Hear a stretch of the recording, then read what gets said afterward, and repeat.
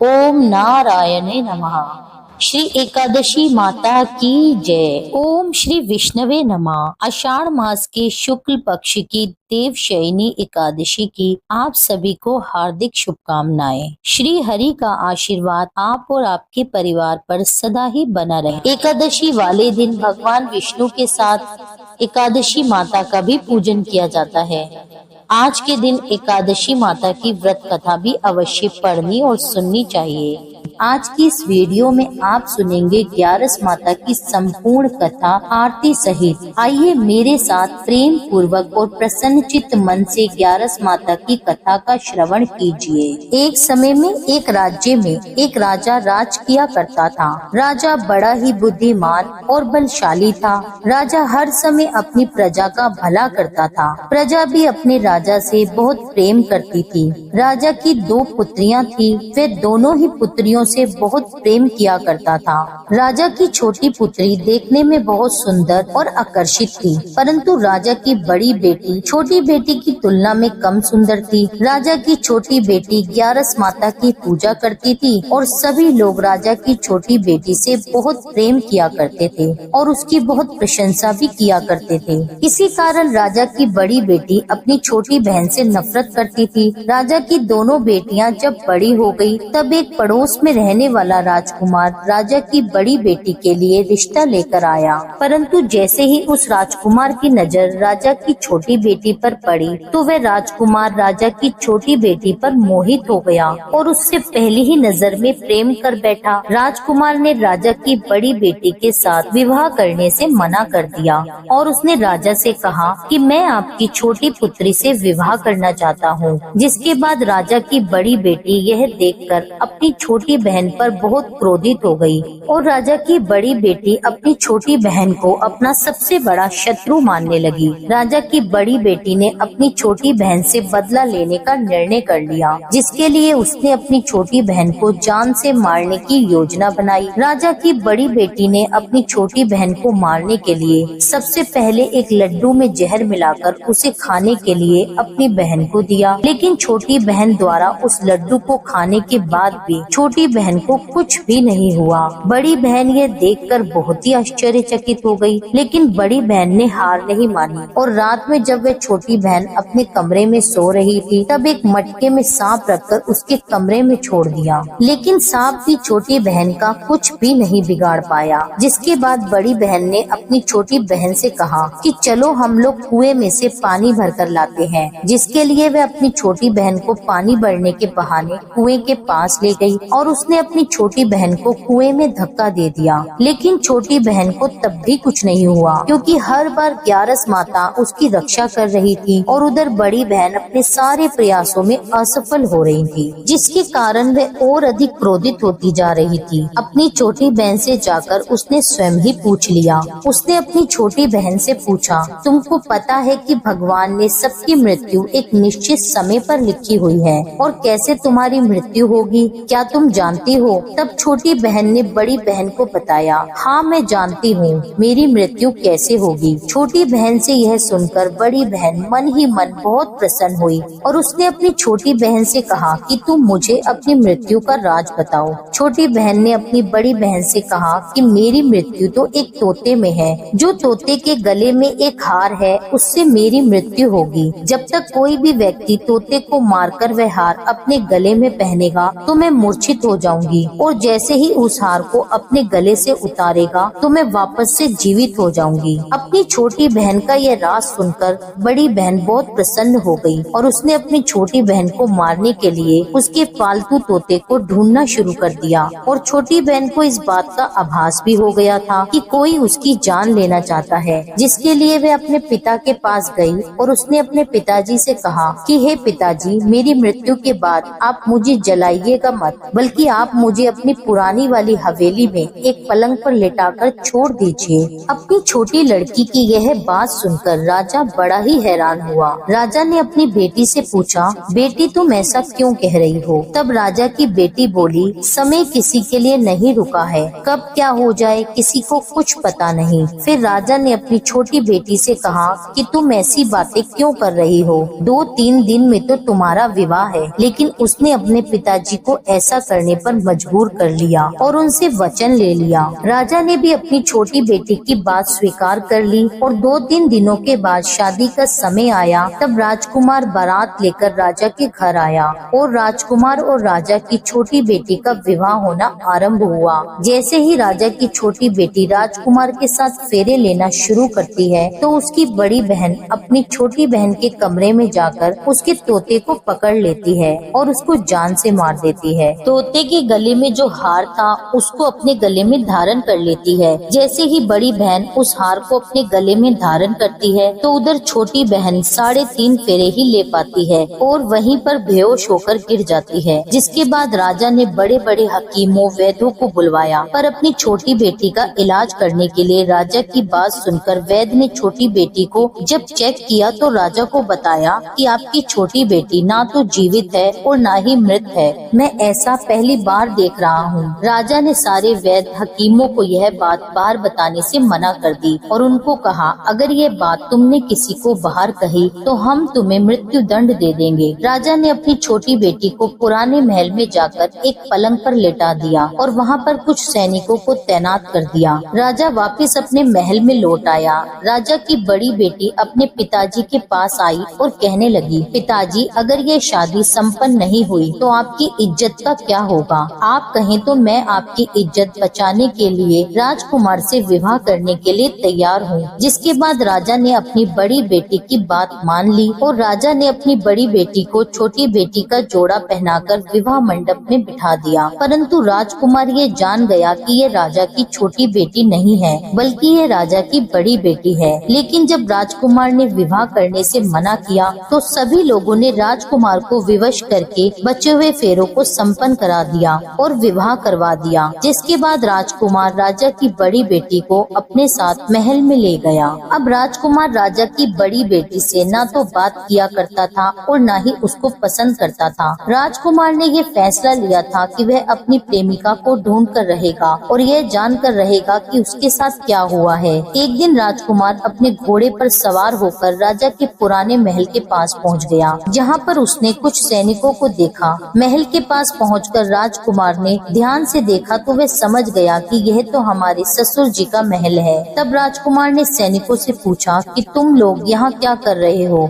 और इस महल के अंदर उस पलंग पर कौन लेटा है? जिसके बाद सैनिकों ने बताया कि यहाँ पर राजा की छोटी बेटी है। यह सुनकर राजकुमार बहुत ही प्रसन्न हुआ और वह तुरंत अपनी प्रेमिका के पास पहुँच गया और उसकी सेवा करने लगा। जैसे ही रात हुई तो राजा की छोटी बेटी उठकर खड़ी हो गई। राजकुमार ये देखकर बहुत खुश हो गया और उसने उससे पूछा कि तुम यहाँ क्या कर रही हो? तुम मेरे साथ मेरे महल में चलो। राजा की छोटी बेटी ने राजकुमार को सारी बातें बता दी कि मेरी जान एक तोते में बसी थी और मैंने यह बात सिर्फ अपनी बड़ी बहन को बताई थी और मैं जानती हूँ कि उसने ही मुझे मारने का प्रयास किया है। उसके पास एक हार है जिसको वह सुबह पहन लेती है और शाम में उतार देती है। जब तक वह हार सुबह के समय पहनी रहती है तब तक मैं मूर्छित रहती हूँ और जैसे ही वह हार को उतार देती है तो मैं जीवित हो जाती हूँ और जब तक मेरी बड़ी बहन के पास वह हार है तब तक मैं ऐसे ही जीवित और मूर्छित होती रहूंगी। अगर मेरी बड़ी बहन के पास जो हार है वह मेरे हाथ में लग जाए तो मैं हमेशा के लिए जीवित हो जाऊंगी। राजकुमार ने यह बात सुनकर राजा की छोटी बेटी के पास रहने का निश्चय कर लिया और उसने बचे हुए सारे फेरे उस पलंग में लेटी राजा की छोटी बेटी के साथ लिए और अपना विवाह उसके साथ पूर्ण कर लिया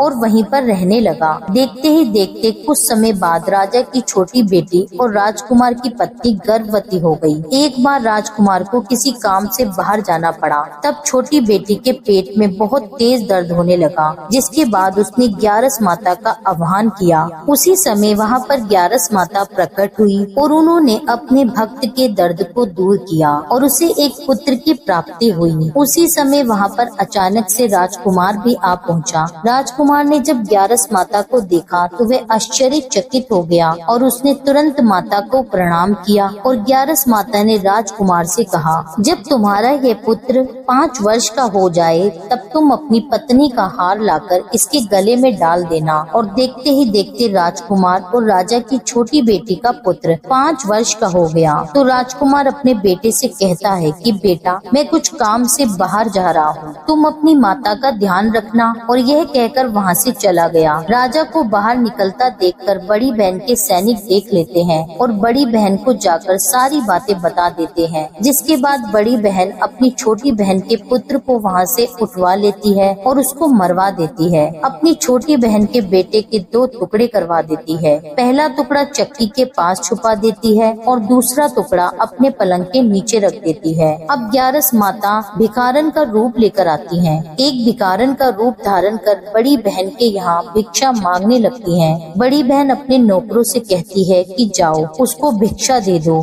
लेकिन जैसे ही नौकर ग्यारस माता को भिक्षा देने के लिए आते हैं तो माता उनसे भिक्षा लेने के लिए मना कर देती है और कहती है कि जाओ मैं तुम्हारी महारानी से ही भिक्षा लूंगी। जिसके बाद बड़ी बहन स्वयं भिक्षा देने के लिए माता के पास आती है। तब माता एक बिल्ली का रूप लेकर उसके कमरे में चली जाती है और वहाँ पर छोटी बेटी के पुत्र के 2 टुकड़ों को आपस में जोड़ देती है और उसे जीवित कर देती है। उसे वहाँ से ले जाती है। राजकुमार अपने पुत्र को लेकर अपनी पत्नी के पास जाता है और उससे कहता है कि तुम इसका ध्यान रखना। अगर तुम इस बच्चे का ध्यान अच्छे से रखोगी तो मैं तुमसे बात करूँगा। एक दिन राजकुमार अपने पुत्र से कहता है कि तुम मम्मी के गले का हार मांग लो। जिसके बाद राजकुमार का बेटा मम्मी के पास जाकर कहता है कि मम्मी मुझे तुम्हारा हार चाहिए। यह सुनकर पहले तो बड़ी बहन बहुत ही क्रोधित होती है। फिर उसको ये याद आता है कि राजकुमार ने कहा था अगर मैं इस बच्चे का ध्यान अच्छे से रखूंगी तो वह मुझसे बात करेंगे। जिसके कारण वह हार उस बच्चे को दे देती है और वह तुरंत हार ले जाकर अपने पिताजी को दे देता है। और तभी राजकुमार अपने बेटे को लेकर वहाँ से जाने लगता है तो उसकी पत्नी से कहता है कि तुम हमारे लिए खाना बनाकर रखना, मैं शाम को आकर तुम्हारे साथ खाना खाऊंगा। और वह अपने बेटे को लेकर वहाँ से चला जाता है और वह राजा के पास जाकर सारी बात राजा को बता देता है। राजा अपनी बड़ी बेटी की इस करतूत को सुनकर बहुत ही क्रोधित होते हैं और अपनी परवरिश पर शर्मिंदा होते हैं और दोष देने लगते हैं और राजकुमार को अपनी छोटी बेटी के साथ रहने का आदेश देते हैं। इस प्रकार ग्यारस माता और एकादशी माता की कृपा से राजकुमार और राजकुमारी खुशी खुशी अपना जीवन व्यतीत करते हैं। बोलिए ग्यारस माता की जय। हे ग्यारस माता, जिस प्रकार अपने राजकुमार और राजकुमारी के परिवार की रक्षा करी, उसी प्रकार से कथा कहने, सुनने और हुंकारा भरने वाले सभी के परिवारों की रक्षा करना। ओम जय एकादशी माता, जय एकादशी माता। विष्णु पूजा व्रत को धारण कर शक्ति मुक्ति पाता।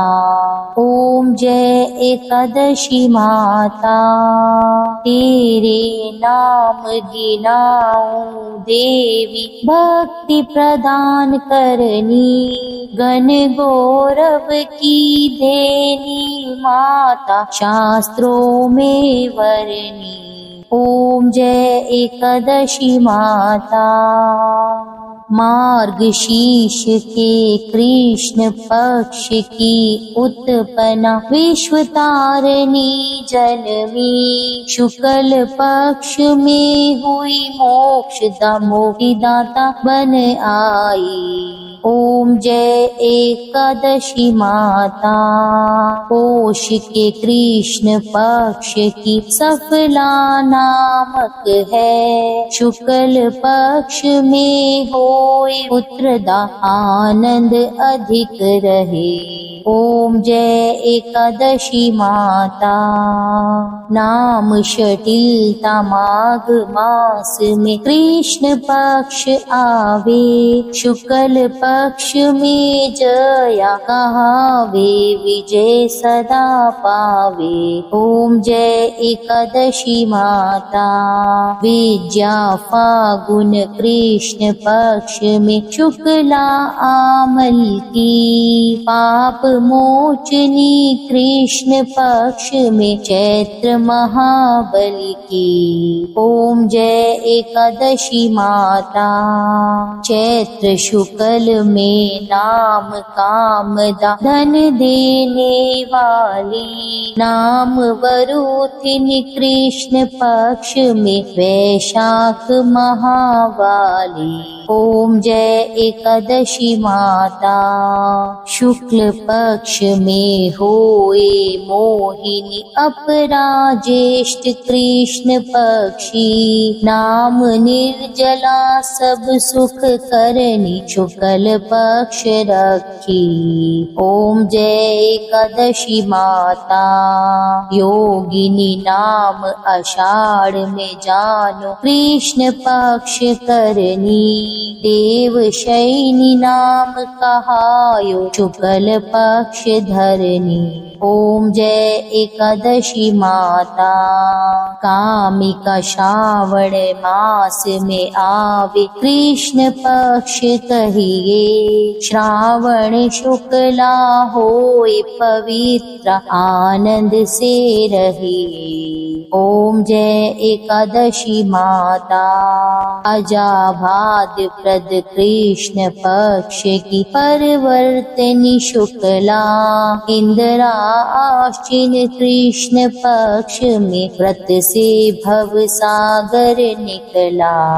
ओम जय जय एकादशी माता। पंपकुशा है शुक्ल पक्ष में आप हरनहारी, रमा मास कार्तिक में आवे सुखदायक भारी। ओम जय जय एकादशी माता। देवोत्थानी शुक्ल पक्ष की दुख नाशक मैया, पावन मास में करु विनती पार करो नैया। ओम जय एकादशी माता। परमा कृष्ण पक्ष में होती जन मंगल करती, शुक्ल मास में होए पद्मिनी दुख दरिद्र हरणी। ओम जय एकादशी माता। जो कोई आरती एकादशी की भक्ति सहित गावे, जन गुर दिता स्वर्ग का वासा निश्चय वह पावे। ओम जय एकादशी माता।